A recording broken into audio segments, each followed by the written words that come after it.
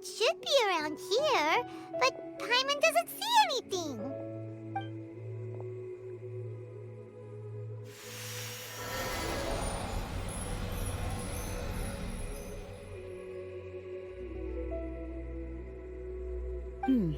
This place was hidden using a special Adepti art. But now that I have removed it, we can inspect the area more closely. Wow, that's amazing! Yep, let's take another look around. Hey, look! Is that a new Sealy over there?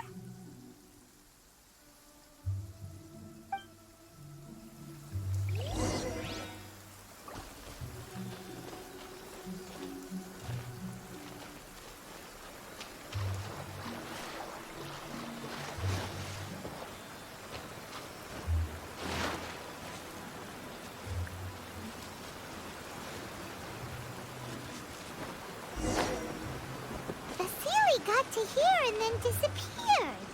Should we go over and take a look?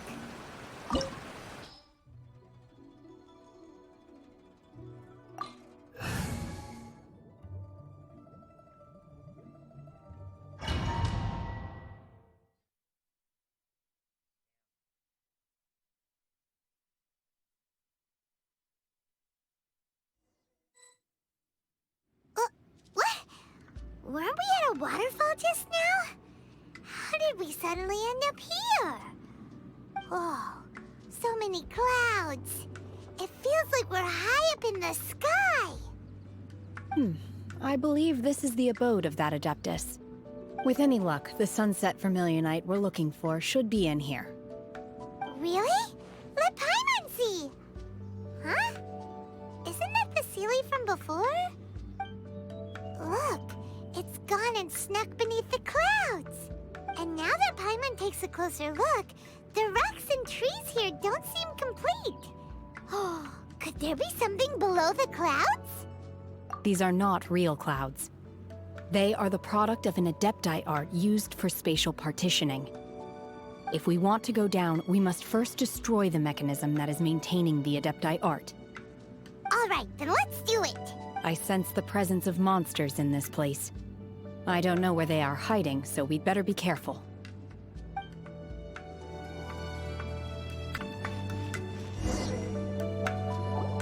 Is this it? Is this the sunset Vermilionite?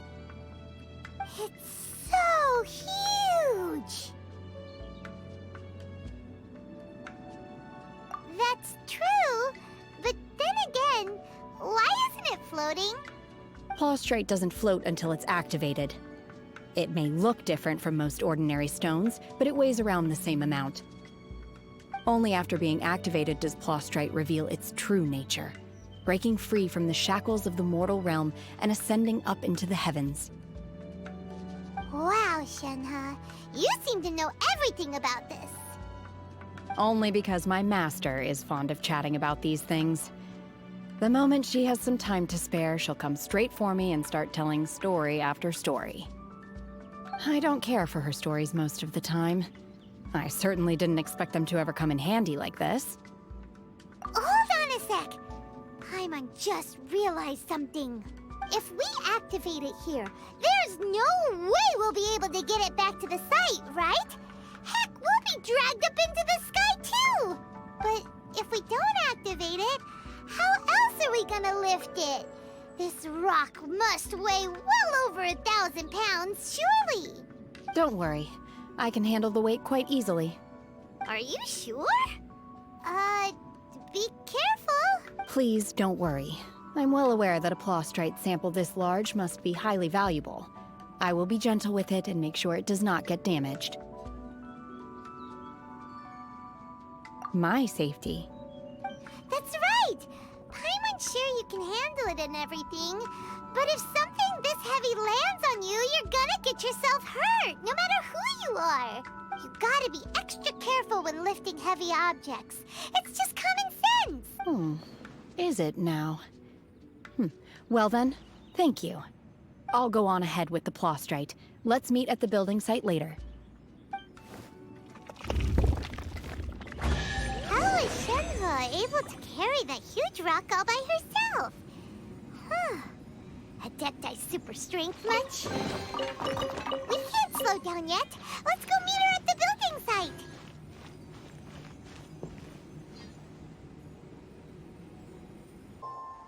Oh my god, I can't believe my eyes. How can she lift that massive rock all by herself? She's got to be one of those Adepti, surely.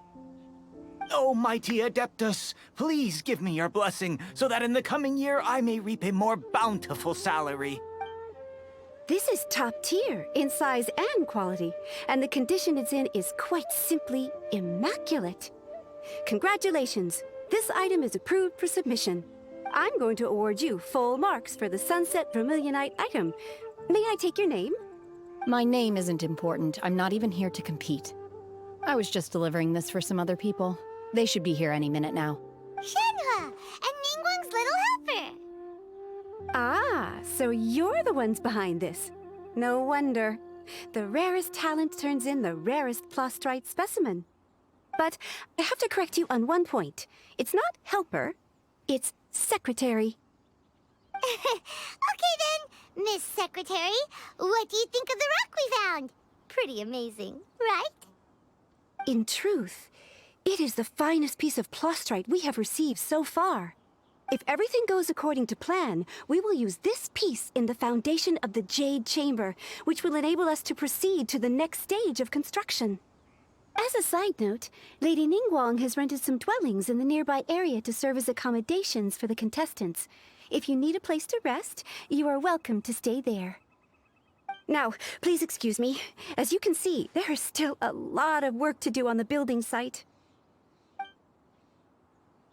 Shenhe, Shenhe! Just now on the way over, pretty much everyone was singing your praises! Oh, really? What kind of reaction is that? So strange. Aren't you happy about it? Whenever Paimon gets praised, Paimon can't help but hold their head up high and break into a big smug smile. I've had similar compliments before. They call me an Adeptus, treat me with great deference and respect, as if I'm set apart from the common folk. Yeah, 'cause that's how Adepti are. At least the ones we've met are pretty unique and reclusive, too. Way different than normal people. But I am not... Shenhe?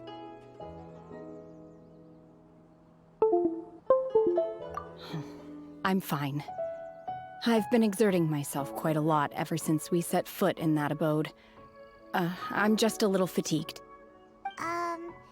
Well, Byron said that there are some makeshift hotels we can use, right? Let's go check in and take a rest. No need. I simply need to find myself a secluded place in the wilderness to sit and meditate in silence. You can't do that. Instead, when you're hungry, you go eat something tasty. And when you're tired, you go lie down in a nice, comfy bed. All right? Seriously, don't punish yourself like this. Okay. If you insist. Great! Now we're talking. Let's head to our hotel.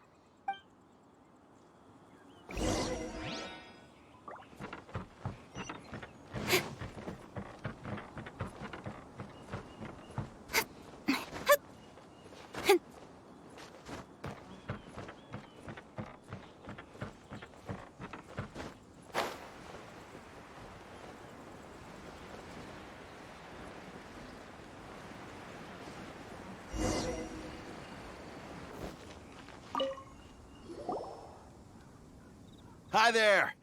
Checking in, are we? You're just in time. We only have 2 rooms left. Since this was chosen as the building site for the new Jade Chamber, we've had a constant stream of people in this area.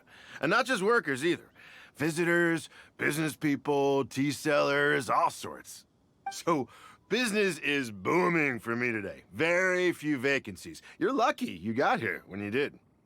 Great! One of your rooms is still being cleaned. I guess it should be ready within the hour.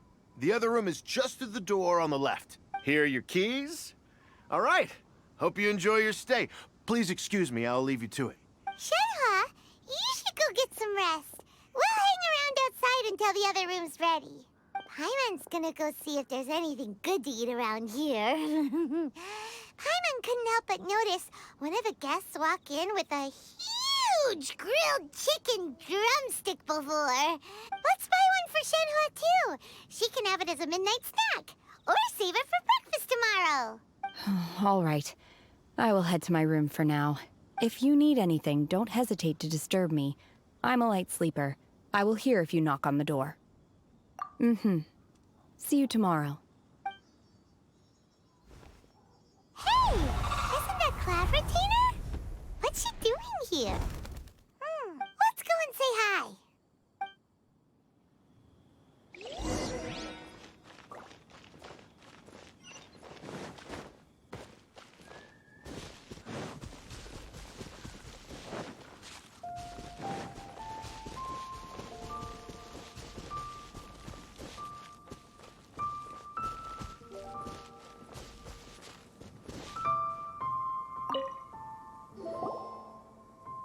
One trusts you have met Shenhe.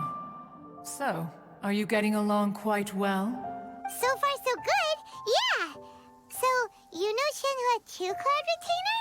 Naturally. Save for Ganyu, who spends the majority of her time in Liyue Harbor. All the Adepti living today are acquainted with Shenhe to some degree. Cool. So, what's her Adeptus name anyway? Calling her Shenhe feels kind of friendly, but also kind of disrespectful. So Paimon's thinking maybe it'd be better if we called her by her Adeptus name instead.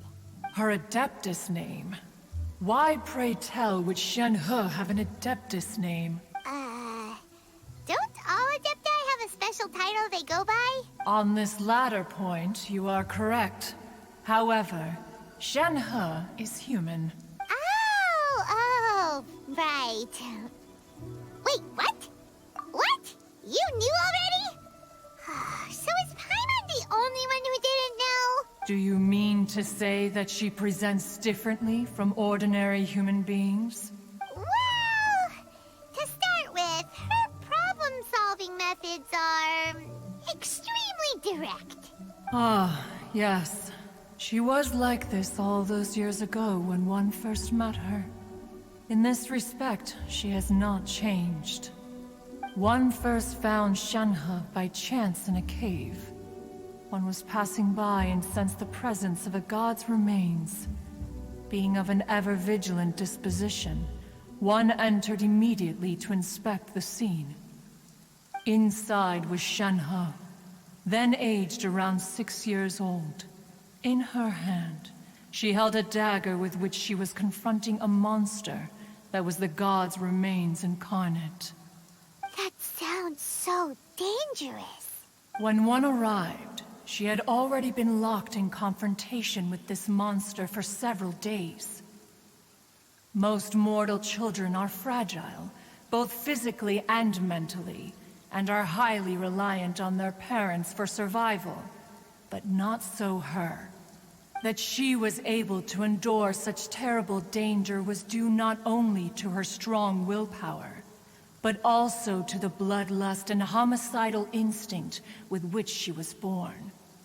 One dealt with the monster, yet she still refused to lower her guard. She even pointed her dagger in one's direction and remained ready to strike. Only after she was satisfied that one had no intention to cause her harm did she finally relent. She then passed out without uttering a single word. In other words, if you hadn't passed by that day, Shenhe might have... Not necessarily. Upon one's arrival, one could sense that the god's wrath was gradually receding. Even had the stalemate continued, one suspects that Shenhe may have still emerged the victor of the confrontation. That's still so dangerous, though. Why was a tiny little kid battling against the wrath of a god in the first place? Alas, the mortal world is rife with suffering of every kind. And she had experienced her fair share of this, even at a tender age. Seeing that she was homeless, one decided to adopt her.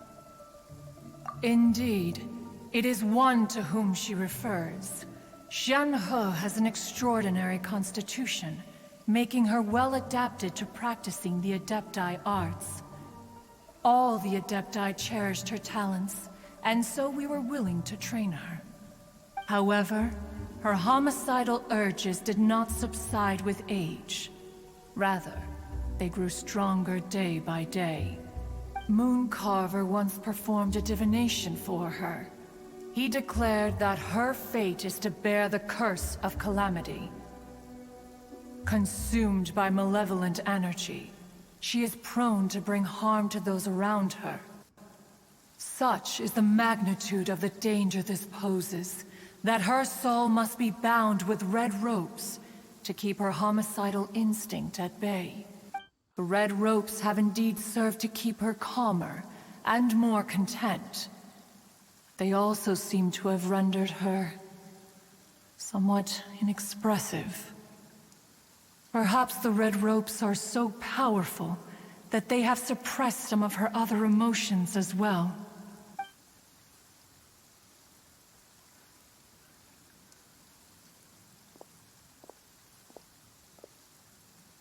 It is only by fate that people's paths may cross. Now that Shenhe's path has crossed with yours, please be sure to treasure the gift that fate has given you, and take good care of her. Oh, now Paimon gets it. You came out here to check up on Shenhe because you were worried about her, didn't you? Huh. You dare draw such a facile conclusion on the nature of one's present excursion? Incorrect. The truth is that while Liyue Harbor may seem peaceful today, danger is always lurking in the shadows. Ningguang once made a bold assertion that this is to be the era of the contract between Liyue and the humans. Well, one is most curious to observe how she will respond to the coming storm. If she handles it admirably, one is willing to be a witness to her achievements. But if she does not, the Adepti shall not hesitate to seize control. Let us conclude our conversation here for today. One has occupied enough of your time, and night is approaching. Be sure to get ample rest. So, Shenhe isn't an Adeptus after all. She just grew up around the Adepti. Oh, no wonder she doesn't like being treated as an Adeptus. Having everyone falling over themselves to show their respect all the time must be kinda hard to deal with.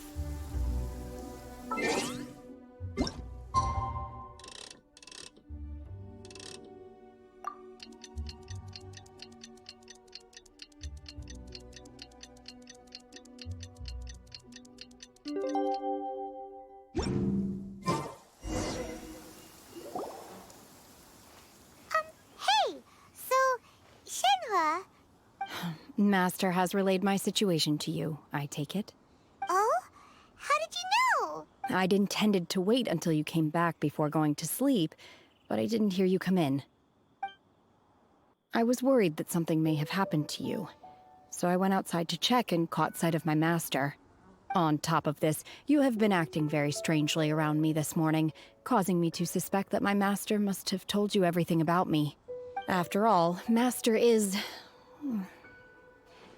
very talkative. Sorry, Shenhe. Paimon had you down as an Adeptus this whole time, but it turns out Paimon was wrong. It's okay. I don't mind. The fault is mine for not explaining everything to you sooner, because in my experience, trying to explain is a futile pursuit. Still, though you mistook me for an Adeptus, you never treated me as distant and unapproachable. Instead, you treated me as you would a friend. For this, I am very grateful indeed. To be fair, we've met our fair share of real Adepti, too. Anyway, now it's settled. From now on, you're our friend. Whether you're an Adeptus or a human isn't the important thing. First and foremost, we're just plain old friends. Got it. Although I don't know quite what it entails in terms of what I have to do, I must say I like the title friend very much indeed. Great! Well, now that we're all rested up, we should start searching searching for the other 2 items on the list. But before we do that, let's go to the building site and ask Ningguang's little helper how the progress is going. After all, Sunset Vermilionite is so rare. Paimon doubts many competitors will really be able to find any.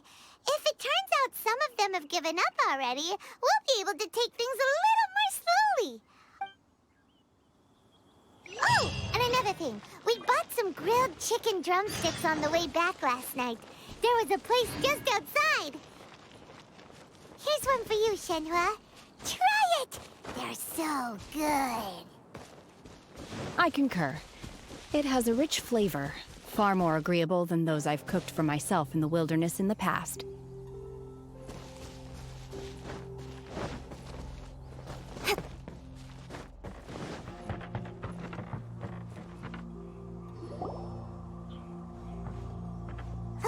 Look!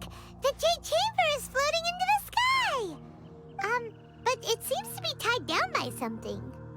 That's because it's not finished. Hey, Bywin! And hey, Beto! And hey, person Paimon doesn't know? Given the enormous scale of the Jade Chamber, we split the construction work into 2 phases to make sure the structure remains balanced. Before we find some suitable plastrite, we build the Jade Chamber's keel at ground level. Once the plastrite is ready, we place it into the keel and let the partially constructed Jade Chamber rise up to the height of the surrounding mountain peaks. The remainder of the construction work is then carried out at that altitude. Once everything is ready, we release the iron tethers and allow the Jade Chamber to rise to its target altitude. Miss Bywin, we've brought some new materials to submit. One moment, I'll be right there. The construction work has only been able to progress this rapidly thanks to the plastrite provided by you. Lady Ningguang is most grateful and looks forward to seeing more of your work. Wow, can't believe you sourced the plastrite so quickly. It's the key piece of the puzzle. Looks like you beat us to the punch. Beto, you're joining the Jade Chamber contest too? Sure am. I happened to get my hands on a chunk of Sunset Vermilionite on a voyage a while back, so I figured I'd bring it over. Huh. So even though it's rare, we're not the only ones who managed to get a hold of it.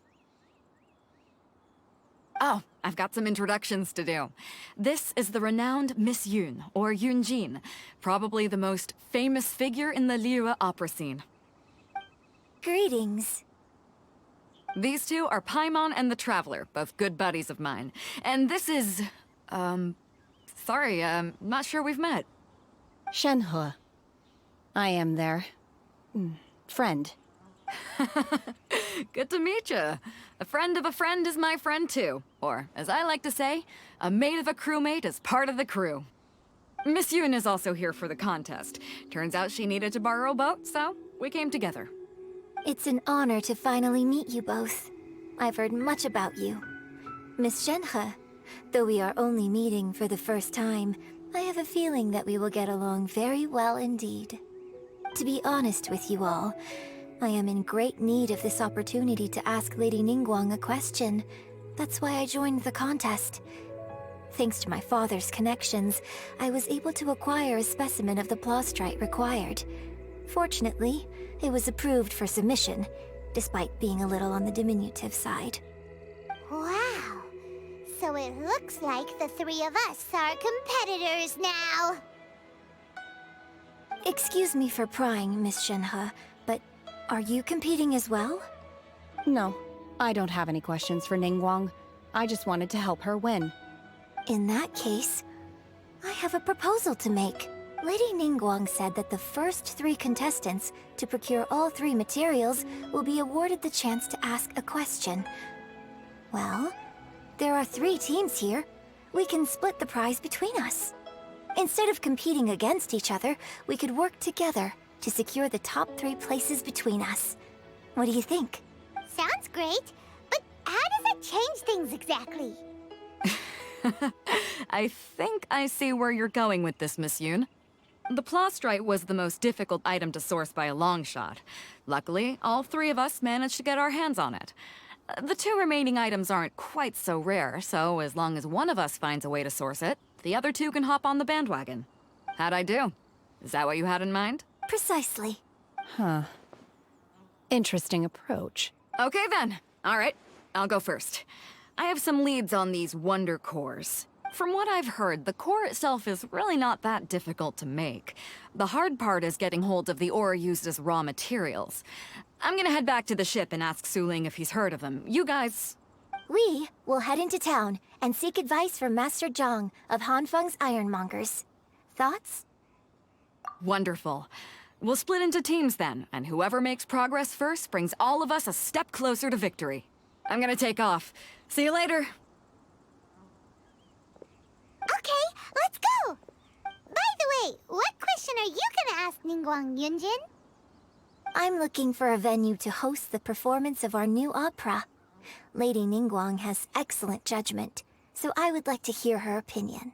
Ooh, what's the opera called? The opera is a labor of love by my father. He wrote it based on a popular urban legend about an evil spirit and an adeptus. It's called The Divine Damsel of Devastation.